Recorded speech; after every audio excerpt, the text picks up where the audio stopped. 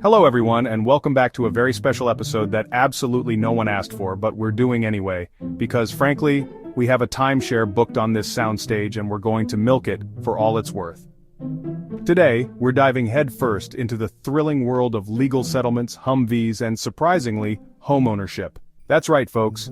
We're tackling the very specific, and I'm sure incredibly common scenario, where you find yourself on the receiving end of a settlement hefty enough to land you a house and a vehicle that's larger than some studio apartments in Manhattan. Because why not, right?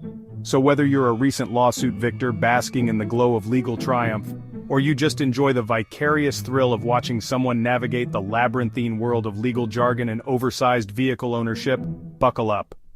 This is going to be a bumpy, strangely specific ride.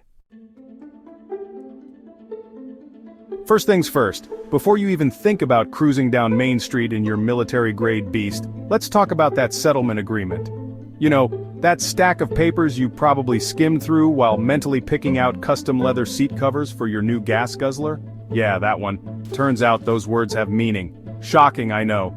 It's crucial to understand every single clause, every single subclause, and every single semicolon in that document. Because, and I cannot stress this enough, failing to do so could cost you. We're not talking about accidentally agreeing to only use your Humvee for grocery shopping on Tuesdays. We're talking about potentially jeopardizing your entire settlement. So put down the novelty horn, grab a magnifying glass, and get reading. So you've conquered the legal jargon jungle of your settlement agreement. Congratulations, you've earned yourself a celebratory honk, but maybe park the Humvee a few blocks away first. Your neighbors will thank you. Now it's time to tackle the behemoth that is the Department of Motor Vehicles. Registering your Humvee is not just some optional suggestion, it's the law. And trust me, the last thing you want is to get pulled over by a state trooper who's having a bad day, and has a tape measure just itching to see if your vehicle really is as wide as a small barn. Get that paperwork filed, get those plates bolted on, and do it all by the book. Now let's talk about everyone's favorite topic, insurance. It's not exactly the most thrilling conversation starter, I know, but it's about to get a whole lot more interesting when we're talking about insuring a vehicle that could double as a small island nation. Obtaining the right insurance for your Humvee and your new humble abode is not just a good idea, it's essential. We're talking liability coverage, collision coverage, comprehensive coverage, the whole 9 yards. Because trust me, if something were to happen, and let's be honest, with a vehicle that size, the something possibilities are endless, you're going to want to be covered. Chapter 4. Property tax. The government wants its cut. Okay, so you've got your Humvee legally road ready and insured to the max. You're feeling pretty good, right? Well, hold on to your hats, folks, because now it's time to talk about property taxes. It turns out, owning a house comes with its own set of lovely financial obligations. Think of it this way. The government is basically your roommate who never leaves, never does the dishes, and demands a cut of your income every year. And just like with any roommate situation, things can get a little complicated. You need to understand how property taxes work in your area, how much you're expected to pay, and when those payments are due. Chapter 5. Zoning laws.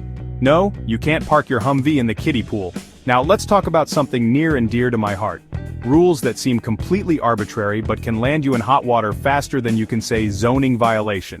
Yes, my friends, we're talking about those delightful little regulations that dictate what you can and cannot do on your own property. Before you start building that rooftop helipad for your Humvee, because why not, right? You need to familiarize yourself with local zoning laws. These laws cover everything from fence height to shed placement to, you guessed it, vehicle parking. Chapter 6. Legal documents because memory is a fickle thing. Remember that giant stack of legal documents we talked about earlier? The one you meticulously analyzed with your magnifying glass? Yeah, well, don't even think about using it to build a fort for your pet hamster. Those documents are precious, my friends, and they need to be treated as such. Keep records of everything, and I mean everything. We're talking settlement agreements, insurance policies, vehicle registration, property deeds, the works.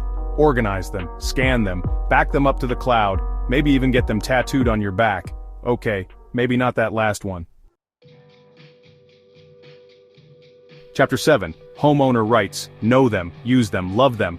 Congratulations, you're now a homeowner. You've officially joined the ranks of people who spend their weekends unclogging toilets and arguing with their neighbors about lawn ornaments. But hey, it's not all bad. Homeownership also comes with a whole host of rights. As a homeowner, you have the right to enjoy your property, make reasonable modifications, and live free from harassment. But with great power comes great responsibility, my friends. You also have a responsibility to maintain your property, respect your neighbors, and follow local ordinances. Chapter 8. Vehicle Maintenance. Because even Hummers need a little TLC. Let's face it, owning a Humvee is not for the faint of heart. It's a commitment, a lifestyle, a constant reminder that you're driving a vehicle that could probably tow a small island nation. And just like any high-maintenance relationship, it requires a lot of care and attention. Regular maintenance is key to keeping your Humvee running smoothly and avoiding those pesky and potentially bank-breaking repairs. We're talking oil changes, tire rotations, brake inspections, the whole shebang. Chapter 9. Law Updates. The legal world never sleeps, neither should you. Here's a fun fact: the legal world never sleeps. It's constantly evolving, changing, and generally making things more complicated for the rest of us. And just when you think you've finally mastered the intricacies of Humvee ownership and home ownership after a legal settlement, bam! They go and change the laws. It's crucial to stay informed about any changes in laws that may affect your ownership. Subscribe to legal newsletters, follow relevant government websites, maybe even befriend a lawyer. They're not all bad, I promise. Chapter 10. Legal Consultation. When in doubt, call in the professionals. Look, I'm not a lawyer. Shocking, I know, especially given my penchant for legal jargon and my ability to dissect a contract like it's a particularly juicy piece of gossip. But seriously, if you have any questions or concerns about the legal aspects of your newfound Humvee and homeownership, it's always best to consult with a professional. They can help you navigate the complexities of the legal system, ensure you're in compliance with all applicable laws, and hopefully prevent you from making any costly mistakes. Think of it as an investment in your peace of mind.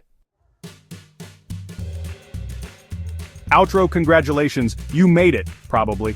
And there you have it, folks. You've successfully navigated the wild world of Humvee and homeownership after a legal settlement. You've conquered legal jargon, tackled government bureaucracy, and emerged victorious, hopefully. Now go forth and enjoy the fruits of your labor. Just remember to drive responsibly, be a good neighbor, and maybe invest in some earplugs for when your neighbor inevitably starts using their leaf blower at the crack of dawn. Thanks for joining us on this strangely specific journey. We'll see you next time, when we'll be discussing the legal ramifications of owning a pet giraffe in a studio apartment. Thanks for watching. Make sure to like, subscribe, and hit the bell icon for more informative content.